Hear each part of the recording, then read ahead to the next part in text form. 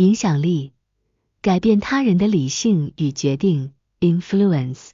The Psychology of Persuasion 是罗伯特·西奥迪尼 Robert Cialdini 所著的心理学著作，深入研究了影响和说服的心理学原理。以下是书中一些重要的主题和原则。互惠原则 Reciprocity， 人们倾向于回报那些对他们施过好意的人。这种原则表明，给予他人好处会激发他们对你的积极回应。这也是为什么很多商家会提供免费样品或试用期，期望顾客回报他们的善意。承诺与一致原则 Commitment and Consistency， 一旦人们做出承诺，尤其是公开承诺，他们更有可能坚持这一承诺。这是因为人们倾向于保持一致，以维护他们的自我形象。社会证明原则 Social Proof， 人们在不确定的情境下，会观察他人的行为来确定自己的行为。如果很多人正在做某事，那么其他人更有可能效仿。这就是为什么一些广告强调产品的畅销或最受欢迎等字眼。权威原则Authority， 人们更倾向于听从专家或权威人士的建议，这是因为他们认为专家有更多的知识和经验，因此他们的建议更可信。广告中经常使用专家推荐产品的策略就是基于这一原则。稀缺性原则 Scarcity， 人们更倾向于渴望那些稀缺或难以获得的东西。当人们感到某物稀缺时，他们更有可能被激发去采取行动，以确保他们不会失去这个机会。善意原则 Liking， 人们更容易受到那些他们喜欢的人的影响，这包括与他们有相似背景、兴趣或共同体验的人。善意原则也强调建立关系和亲近感的重要性。这些原则被认为是影响和说服他人的关键因素，不仅适用于销售和营销领域，也适用于日常生活中的各种情境。通过了解这些原则，人们可以更好地理解为什么人们会做出特定的决策，以及如何更有效地与他人沟通和影响他们。互惠原则是影响力中探讨的重要心理学原理之一，它涉及到人们在社会互动中倾向于回报好意。具体而言，这一原则表明，当一个人收到他人的帮助、恩惠或礼物时，他感到有一种内在的压力，认为自己应该回报同样的好意。这种内在的回报压力推动了人们之间的互惠关系，构建了社会中许多互惠性的交往。以下是互惠原则的一些关键点。债务感和回报欲望。互惠原则基于人类天生的债务感和回报欲望。当别人对我们好时，我们倾向于感到一种债务，希望能够以某种方式回报对方，以平衡这种关系。社会文化中的互惠。互惠并不仅仅是个人层面的现象，也在社会文化中得到了体现。很多社会的礼仪、规范和道德准则都鼓励人们进行互惠性的行为，这有助于维持社会的协调和和谐。商业中的应用。在商业环境中，互惠原则被广泛应用。商家通常通过提供免费样品、试用期、优惠券等方式，刺激顾客感到接受了好处，从而增加了他们购买产品或服务的倾向。门户现象。互惠原则还表现在门户现象中，即一旦某人做出了小的让步或承诺，他们更有可能在之后的互动中做出更大的让步或承诺，这是因为他们想要保持一致性，并使自己看起来像是一个讲信用的人。逆向互惠。有时，逆向互惠也是有效的，即首先给予对方一些东西，然后请求回报。这种策略可以激发对方的感激之情，并增加他们合作的可能性。总体而言，互惠原则揭示了人们在社会交往中的一种基本心理机制，对于建立关系、促进合作以及影响他人的行为都具有重要的启示。在实际生活和商业中，了解和巧妙运用互惠原则可以帮助个体更有效地与他人互动。承诺与一致原则是影响力中介绍的另一种影响人们行为的心理学原理，强调人们倾向于在言行一致的情境下保持一贯的行为。这一原则涉及到人们的自我形象和对一致性的渴望。以下是承诺与一致原则的一些关键点。公开承诺的强大影响力。当人们在公开场合或社交媒体上做出承诺时，他们更有可能坚持这一承诺。这是因为公开承诺会使个体感到一种压力，需要为自己的言行负责，以保持一致性。小的承诺导致大的一致性，即使最初的承诺是微小的，但一旦个体在某一点上表示同意或做出承诺，他们就更有可能在之后的决策中保持一致，以符合之前的表态。这被称为脚 in the door 技巧。个人自我形象的作用。人们通常希望在他人眼中保持一个一致的自我形象，因此他们会采取行动来确保他们的言行相符。这种一致性有助于维护他们的自尊和社会认同感。对抗认知失调。承诺与一致原则还涉及对抗认知失调的概念。一旦个体做出了某种承诺，他们会努力使自己相信这个承诺是正确的，以避免对自己的决策产生负面评价。长期一致性。承诺与一致原则并非只是短期效应，它可以导致长期的一致性。一旦个体开始在某个方面表达一致性，他们很可能在未来的行为中保持这种一致性，以维护他们的自我形象。利用现有价值观。有效利用承诺与一致原则的方法之一是将请求或建议与个体已有的价值观和信仰相连接，使其更容易接受并保持一致。在实际应用中，了解承诺与一致原则有助于个体更好地理解人们为何会采取某些行为，并可以帮助他们更有针对性地进行沟通、说服和影响他人。社会证明原则是影响力中介绍的心理学原理之一，强调人们在不确定的情境下，会观察他人的行为来指导自己的决策。简而言之，人们更倾向于效仿其他人的行为，特别是在面对不确定或模糊的情境时。以下是社会证明原则的一些关键点。群体行为的引导作用。人们倾向于观察和模仿周围群体的行为。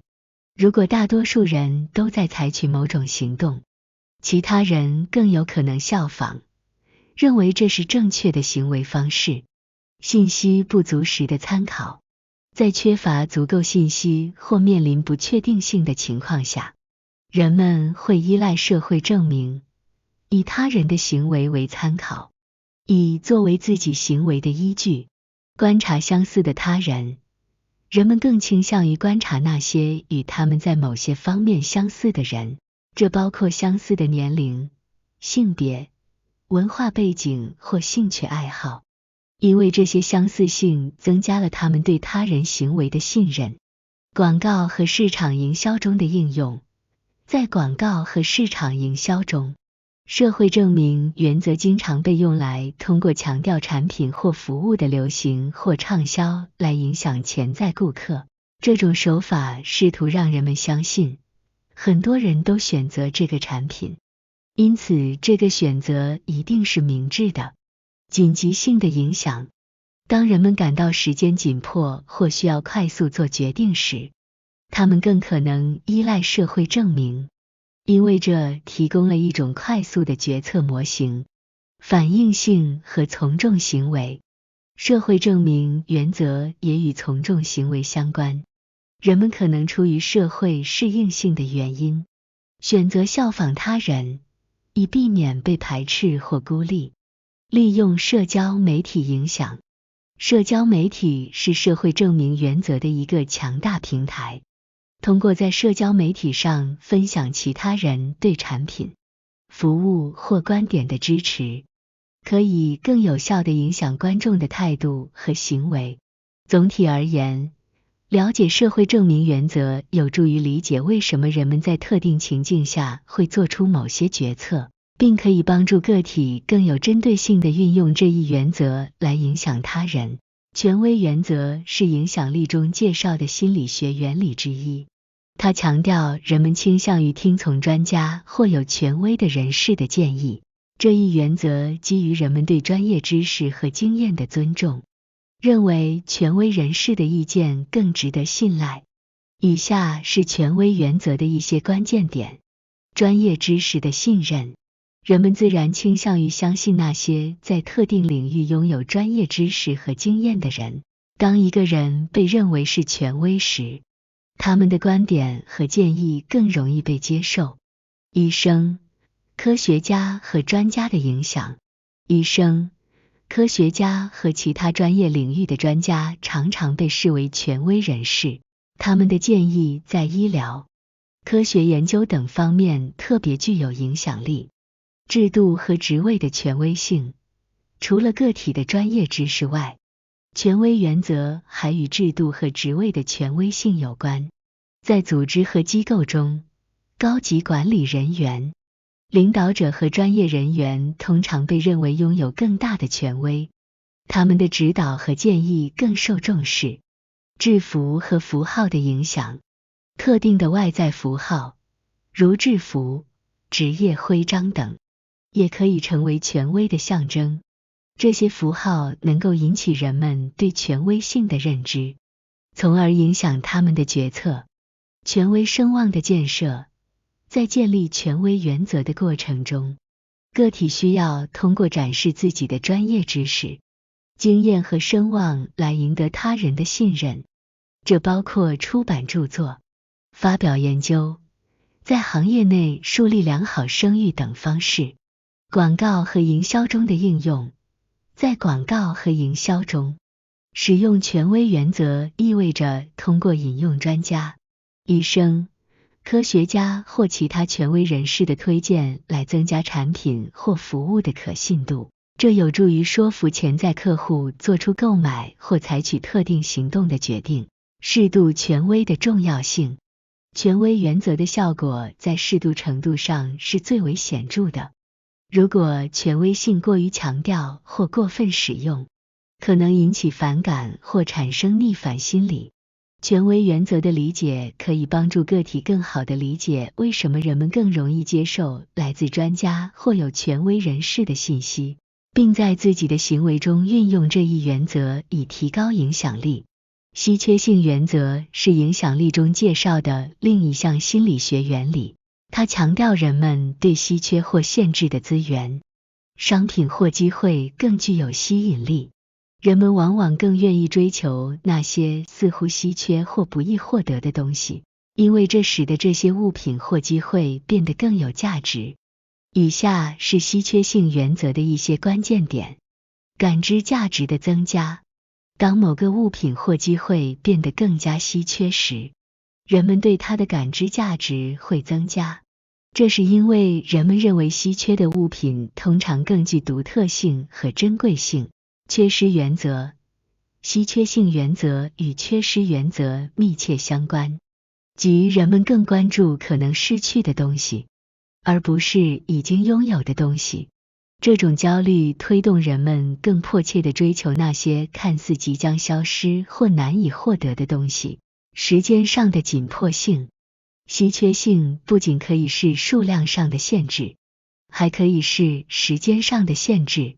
例如，限时折扣、季节性销售和短期促销都是通过时间上的稀缺性来激发购买行为的例子。竞争性稀缺性。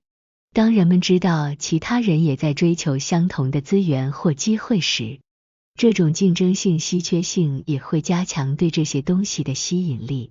竞争性稀缺性强调了稀缺性的真实性，并加剧了人们的需求感。社交认同和群体效应。稀缺性原则还与社交认同和群体效应相关。当人们看到他们所在的社交群体中有人追求某个稀缺的东西时，他们更有可能效仿，以符合社会期望和取得社交认同。商品限量发售。一种常见的应用稀缺性原则的方式是宣传商品的限量发售，通过强调仅有少量商品可供购买来刺激购买欲望，提供独家或独特的机会。提供独家或独特的机会也是一种利用稀缺性原则的方法，例如，提供仅限特定会员或客户的特殊权益或机会。了解稀缺性原则有助于理解为什么人们在购物决策和行为中对稀缺资源如此敏感。在营销和影响他人方面，善于利用稀缺性原则可以增加产品或服务的吸引力，推动人们更积极地采取行动。善意原则是影响力中介绍的心理学原理之一。它强调人们更愿意受到那些他们喜欢的人的影响，人们在决策和行为中更倾向于与那些他们认为友好、相似或赞许的人合作。以下是善意原则的一些关键点。相似性与喜好。人们倾向于与那些在兴趣、背景、价值观等方面与自己相似的人更容易建立善意关系。共同点和相似性促使人们更容易产生共鸣和亲近感。赞美和欣赏。赞美和欣赏是建立善意关系的有效手段。当他人表达对我们的欣赏和尊重时，我们更有可能对他们产生好感，并更愿意与他们合作。合作共赢。